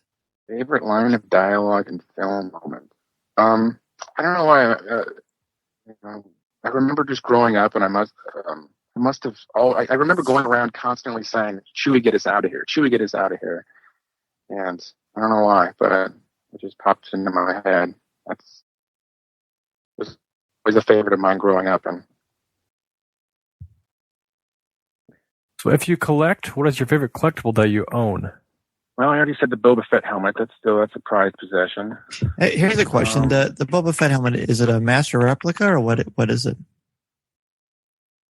No, it was one of the hard plastic ones that came out. Yeah, that would have been like 93 or 94, I think. I'm trying to think of the 90s. I can't remember. Yeah, I can't remember. Was it... I think I got it. Was it the Jawa Trader? Was the back on the Insider? Yes, they showed you everything that you could get, like their own little catalog, sort of. Yeah, I think that's how I ordered it. I can't remember. Oh yeah, that could be. Yeah, back when StarWars.com used to have merchandise you could purchase. Right, straight from the magazine. Mm-hmm. So what particular messages or themes about the Star Wars saga resonate or speak to you? Well, I don't know. I've always really gravitated towards, all the different kinds of mythological motifs that Lucas, put into the movies. I like Descent into the Underworld. I thought was always a favorite of mine. I've been seeing that happen in Empire and seeing it happen in Return of the Jedi, and I always like the themes of, or just the hero's journey. I mean, just the ordinary world, or the separation, the initiation, and the return. In the 90s, again, when I was really getting into film, and I wanted to be a screenwriter and a director, and learning about story structure, and and the hero's journey, and ultimately. What it represents, of this kind of transformation of consciousness, and moving from childhood to maturity, and just all those great things. And, I just always really, really appreciated what Lucas was putting into those movies. It's I think I said that to the Insider. It was like, growing up, it works on so many different levels, right? Because you watch Star Wars and on its surface, it's this terrific action adventure movie. It's told in the mode of Saturday matinee serials, and there's lots of, there's spaceships and aliens and laser swords, but as I got older and I got into, different areas of interest, and then you go back to the movies and you start to see, what's really going on under the hood. And it's like, wow, there's a whole lot going on here. And especially with the themes of, compassion and redemption. It's just powerful stuff. It really is. And again, thank you. Speaking of powerful stuff, for sharing the ring theory with fans. And we're so excited to see what else you come up with. And thank you so much for contributing to the academic analysis of the Star Wars universe. Oh, thank you for having me. I was thrilled. As were we, my friend. Thrilled to be here. Well, sure. And we are thrilled to have you. We look forward to having you on again. And thank you so much for being a guest on Coffee with Kenobi. Oh, thank you.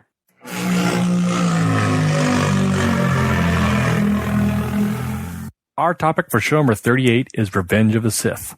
Scott Murray of Assembly of Geeks returns as we continue our analysis in the reverse chronological order of the 6 existing Star Wars films. How does Revenge of the Sith add to the Star Wars mythos? What are some of the more intriguing themes contained in the film? What did you think of the fall of Anakin? And did Padme's death seem plausible? In 300 words or less, be sure to send us an email or MP3 with your thoughts, comments, questions, and opinions to feedback@coffeewithkenobi.com. I like the sound of that.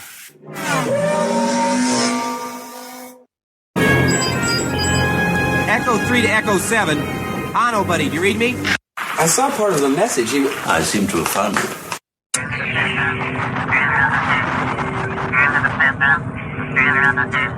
Our first email comes from Sean Grubbs, and he writes, "Hi, guys.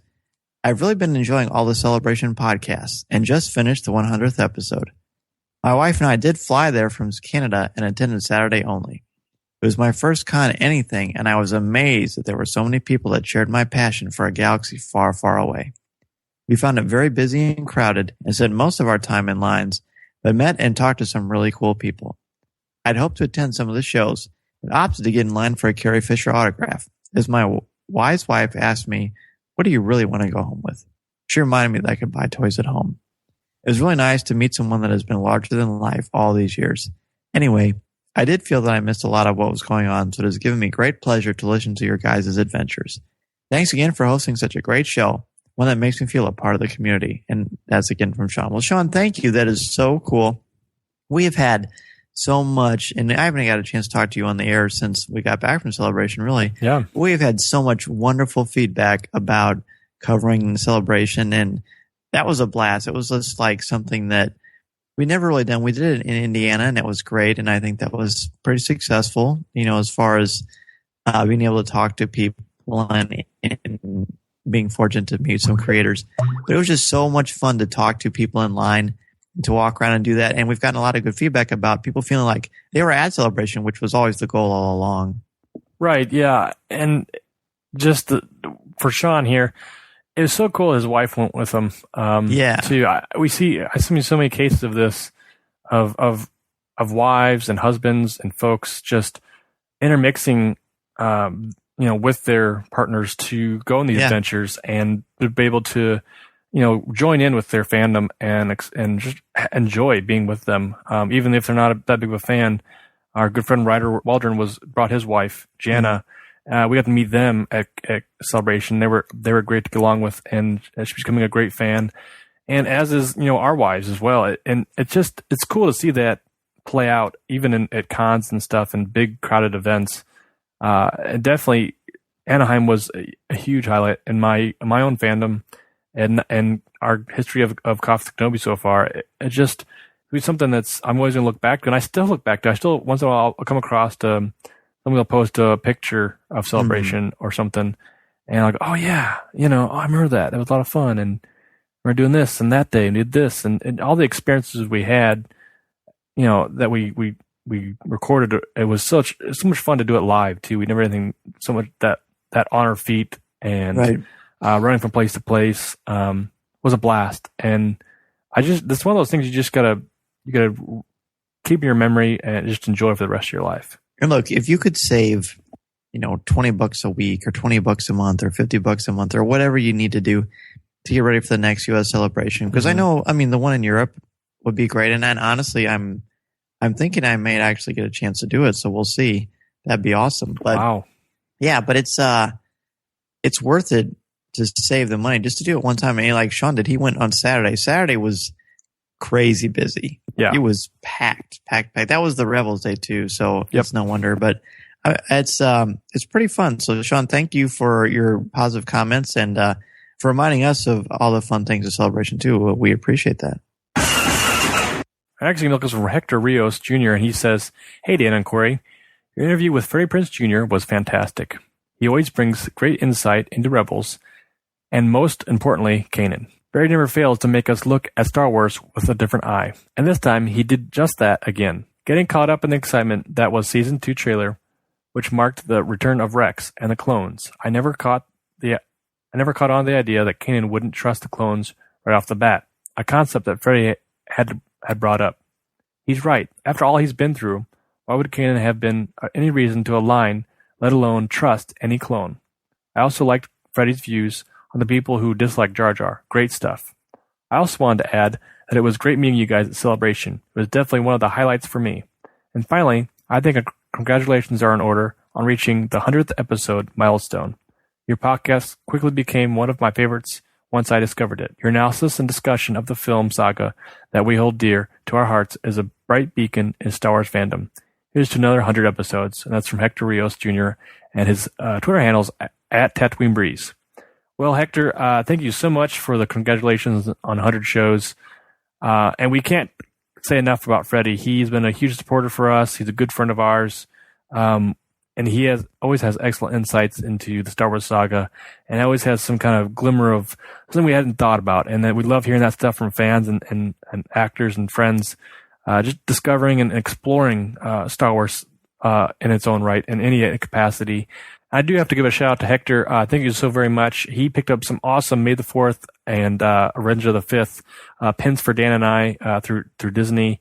He tweeted out that he was in the area. He was going to go to Disneyland out there in California, and we were gracious enough to pick up each of us a copy of those. Yeah, that was so cool. What a great guy. And Hector, thank you for your kind words about our 100th episode. And it was fun to meet you, too. We met you at the Full of Sith panel. That's right. So that was fun. That was very, very cool. That was such a neat experience just to be with Mike and Brian live anyway. But yeah, when we were, here's a fun fact about Hector. When we were in line for Pirates of the Caribbean, we were DMing him back and forth trying to meet up with him, but it didn't work out. But fortunately, we did get to meet him on Saturday, so that was fun. Thank you again, Hector, for doing that and sending those our way. We really appreciate it, my friend. I will say too, we just talked in the previous email about Celebration, and he's bringing up stuff about Celebration and meeting us. It's just things like that, stories like that, emails like that folks send us, little messages and stuff like that. Just gets me excited to be a Star Wars fan all over again. It's so much fun to be able to interact with people we've met, and have kind of got back into our regular routine now, back into our normal days, and we can kind of say, we have got friends that we have met face to face and shook hands with each other and hung out and had a good time, and so it's fun to interact again online with them. And honestly, don't you feel like it's just as exciting to me that I get to meet Hector? Oh, absolutely. Paul Lindbergh or yes, or these guys that we run into and gals, and it's thrilling for me because to me they're every much as big a Star Wars celebrity as anyone else would see at Celebration because they're talking about it online. That's to me that was so much. That was the best part. It was definitely. Our next email comes from Paul Lindbergh, and Paul's an awesome guy. We had the good fortune of meeting him on Thursday at our show, and then we also got to chat with him at the podcast meetup, so that was awesome. And he sent us a petition to make May the 4th a National Star Wars Day, and it's actually like a legitimate petition through the whitehouse.gov website. I signed it. Have you? I have. But it's not looking too good, Dan. No. Tell me why. Well, they need 100,000 signatures by June 2nd. How many do they have so far? They have 378. So, gosh. Now, I'm no mathematician. You're an English teacher. I am. But, yeah, I don't think it's going to happen this year. It's too bad. I wonder if maybe just enough folks don't know about it. Hopefully, this spreads the word a little bit and maybe push it by the weekend. I have no idea, but, bigger things have happened. Well, let me ask you this. Sure. As cool as I think that would be, I just don't imagine it's going to happen because it already feels like the official Star Wars Day anyway, whether the White House acknowledges it or not. It's still a pretty wonderful day. Like the past few years, actually feel like it's a holiday. Like I actually get excited about it. Oh, absolutely. I think that's the case. I mean, I wouldn't say it's out of people's minds like it needs to be put on calendars, but I think it'd be cool. Right. Well, and maybe to make it more official at my house, maybe like buy a cake each year. A cake or a pie. A pie. Yeah, that's a great idea. Our next email comes from Shane Martin, and he says, Dan and Corey, great meeting you guys at Star Wars Celebration. I had a question for you. Did you pick the photo for your article on StarWars.com for the podcasts? If yes, the fun fact is that the back of your heads there are mine and my girlfriend's Brittany. Haha. Just thought you ought to know. Can't wait for the next episode. That's from Shane Martin. Dan, that is a you write for StarWars.com. I do. You post the pictures, or you submit the pictures. I do. Did you obviously put those photos for a reason? Was it because Shane and his girlfriend wasn't? It's because Shane and Brittany. I remember them. Yeah. I'm pretty sure they sat in the front row because I ended up talking with them later on Thursday out on the convention floor. That was so cool. They were like smiling and they were so supportive, and that to me helped like just sort of give you that focus that, hey, look at these people that are supporting you that are just great Star Wars. It's like you're in the audience. Yeah. Yeah, exactly. You're right there, second row. Boom. So, there you are. So we're Shane and Brittany fans too. So that was cool. Exactly. And honestly, yes, I did pick all of them and I submitted them. And I mean, that was sort of one of the things I was tasked to do, which I was more than happy to do. So pretty cool that happened. So Shane, thank you for reaching out and look forward to chatting with you at the next celebration. Our next email comes from Gary Dickerson, and he writes, I've been an avid Star Wars fan since I was a youngling. I have flown against the first Death Star more than most people will ever know. I sped across the ice valleys of Hoth and trudged through the swamps of Dagobah more times than I can count. I've turned away from the dark side no matter how strong the temptation had become, and celebrated with the Ewoks no matter how bad my allergies got. Anyway, I was just curious if there was ever a chance to be a guest on the show somehow via Skype. I'll be down for it if you guys do that sort of thing. I feel that I could offer good opinions and strong insights, but mostly I would get to talk Star Wars. Thanks. That's Gary Dickerson. Well, Gary, a great question, one that we get fairly frequently. And this is typically what I tell people. We'd love to have everybody on. There's only so much bandwidth, and we're very fortunate that we've got a lot of listeners, and we want that to continue to grow. And we want you to be a part of the show, whether it's through an email or an MP3. And yes, could you be on the show sometime? You bet you could. Just keep on reaching out and chatting with us, and we would love to do it, whether it's a Rebels Reactions or for a little segment. And actually, we've got some pretty exciting things coming fairly soon that we're not going to talk about just yet until we've got everything taken care of. But that may be part of the answer to your question as well. I mean, what do you think? This is a strong possibility for anybody to come on. Dan and I do have some things brewing, pardon the pun, but it's weird because our scheduling flip-flops around every once in a while. And it's we want, like you said, we want to have everybody on. Contact us. Let us know what you want to do. We'll put it in the books. We'll put you a pencil in somewhere and try to get to it. Right now, our schedule is pretty full through the summertime. I know, and Rebels coming up, and doing interviews and such. So but anything can happen. So I would definitely reach out to us, shoot us an email. And we're accepting like we put a lot of guests. We have our regular amazing bloggers, of course, but we have a lot of guest bloggers that submit stuff. So you can certainly, anybody who wants to submit a guest blog, we'll certainly look at it and see if we can fit it in, because that would be pretty cool. I mean, we like seeing everybody's responses, and I mean, it's not like we ever turn people away. I mean, as long as you can write a coherent sentence and use paragraphs, I think you're in really good shape. So yes, we would be honored, Gary, to hear from you and have you on. So keep on reaching out, my friend. And it always helps when people give topics that they want to look at too. I think that makes a big difference. Sure. Yeah. No, I think I agree with all that. And again, we don't want to turn anybody away. We certainly won't. We want to. It's not really a question of if, but it's more like when can we make it work in our schedules? Yeah. So again, keep reaching out to Twitter and Facebook and email and such like that. And always write in. We will write in or throw in a MP3 and we'll play those and discuss them. So it's a good way too. Our next email comes from Chris Cape, and he says, "Hello, gentlemen at Coffee with Kenobi. First, I'd like to thank you for all you do for Star Wars fans out there. It really means a lot to me that you have an online community of Star Wars fans to share with your adventure with. The last 2 years I've been deep in the EU and find that Star Wars fuels my creativity like great music does. Thank you, thank you, thank you." He goes on to say, "Last year I released a 10-track project for a free download, and it was a success. This year I'm working on a material for a new album and also several single-track releases. The idea with the new album is to start making a cache with the music.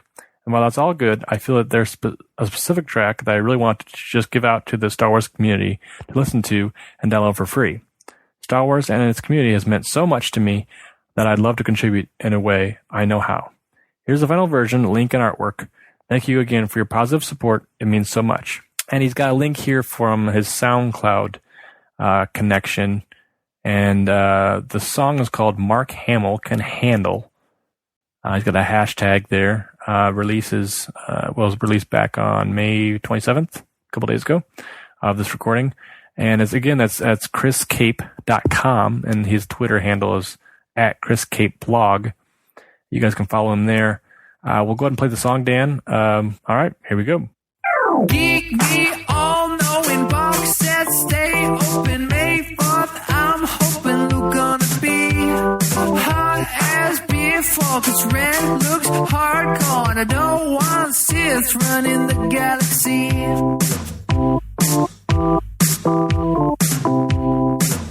Yeah, Mark Hamill can handle anything with a handle, blaster gun or lightsaber, anything. He's the son of Vader.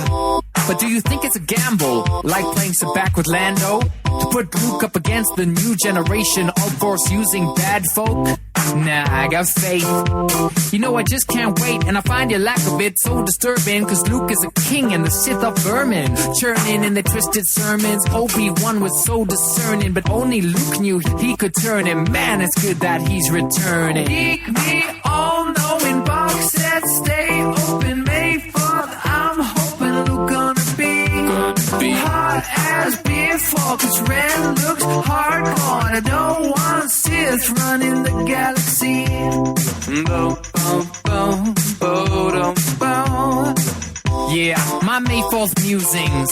When the good guys are losing, the hope still lives on. That's Empire Strikes Back proven. Rebels are the ones who keep choosing to do good when the galaxy's not grooving, and we should back them to stop Ren. Hey, what do I know? I'm just a super fan with the flow. Star Wars freaking might explode in the cinema when those trumpets blow and the yellow writing fills my soul. I'm a cry, tears, scream, and lose control. Carry fishing for a foe to fight with that lightsaber glow. Rumor has it that Kylo is taking over sand and snow. Geek me all-knowing box set, stay open May 4th. I'm hoping Luke gonna be hot as before, 'cause Ren looks hardcore and I don't want Sith running the galaxy.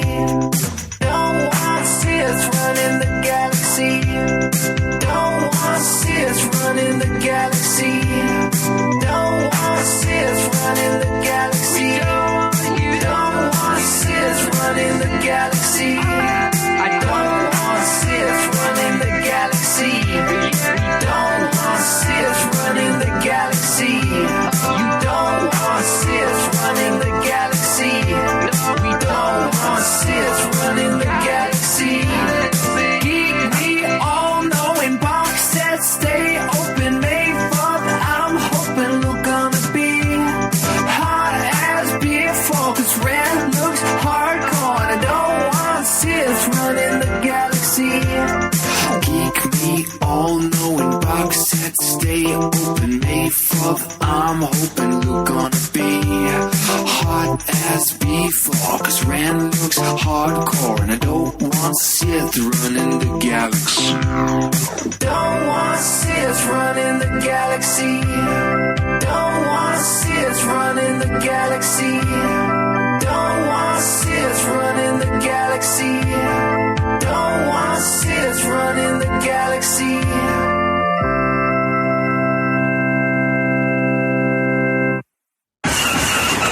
Our last email comes from Chris Lingard, and he writes, "Hey guys, great podcast as usual.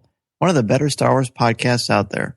I'm glad I took the time to listen to all the shows from the beginning, but after 4 months, I'm completely up to date with you guys. Wow. That's a side note. That's impressive. That's impressive. Thank you. Thank you.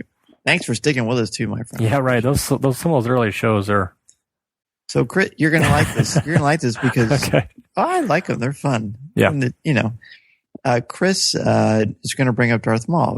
We seem to have a lot of people when they revisit our catalog. They always come to the Darth Maul show, so that's cool. So here's what he says. I've had another weird thought today that also has to do with Darth Maul. Darth Maul is one of the meanest looking villains in all the Star Wars universe. It's just too bad that he had to be killed off in the first movie.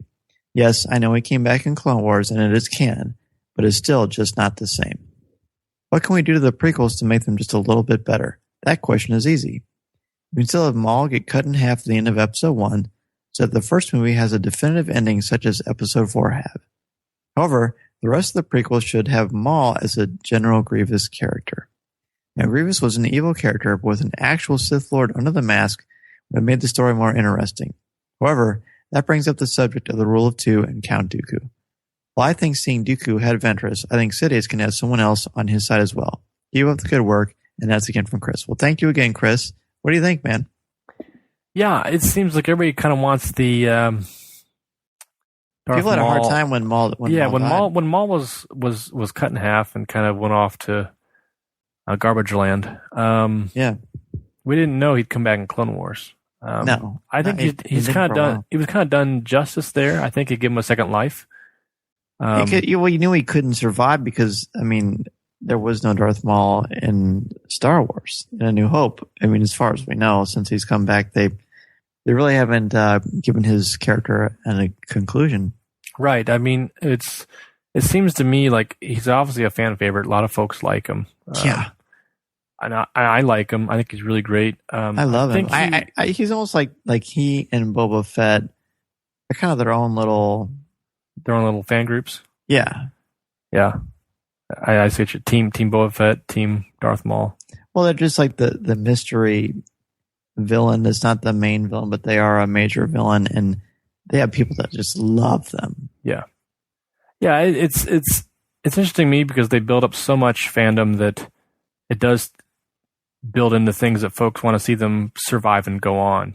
I think that makes it rich for the character itself, for to see folks want to know what the end game is or what went on afterwards, and we might still get some of that stuff. We'll never know. I think things are still moving. The gears are still working at Lucasfilm.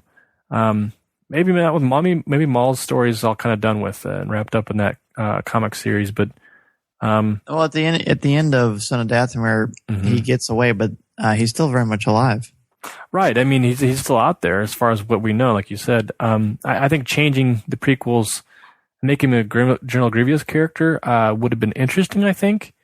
Would have been, I don't know. It's interesting to think about having him go on to move into that type of character. But I think Grievous was there for a reason. Same with Dooku and all the folks. We just got talking about the ring theory and how things kind of interchange and are all kind of the same and comes back to itself.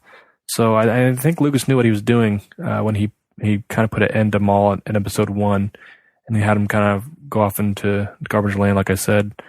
So it's all meant for a reason. In what are you going to say? Is garbage land canon? It is in my mind. Oh, I see. You've got your own canon. Yes, it's Corey's canon. CC, there you go. But I will say, Chris, if you've not picked up Darth Maul Lockdown, I'd highly recommend that. Absolutely. It's an excellent book. I know it's not canon, but it is an excellent book. It's a lot of fun. Definitely see Maul in his height of his power and coming to some great storyline, some really a lot of fun action and a lot of fun. So check it out, and thanks for the email. Chewie, get us out of here!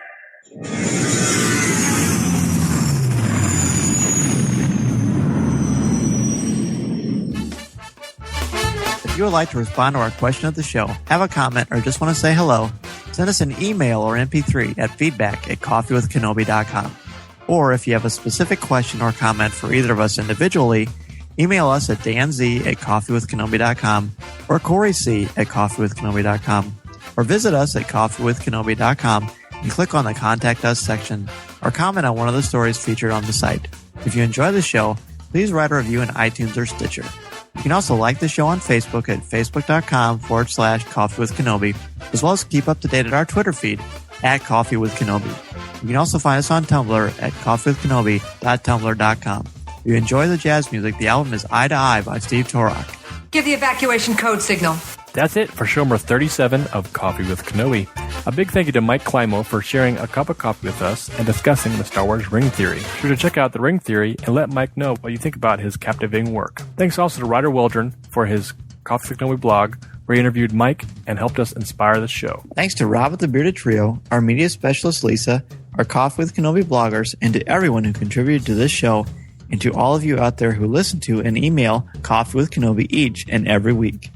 Don't forget to send us your comments, questions, and opinions on the topic for show number 38, Revenge of the Sith.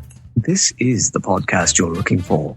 This podcast is not endorsed by the Walt Disney Company or Lucasfilm Limited. It is intended for entertainment and informational purposes only. The official Star Wars website can be found at www.starwars.com. Star Wars, all names, sounds, and any other Star Wars-related items are registered trademarks and or copyrights of Disney and their respective trademark and copyright holders. All original content of this podcast is the intellectual property of Coffee with Kenobi unless otherwise indicated.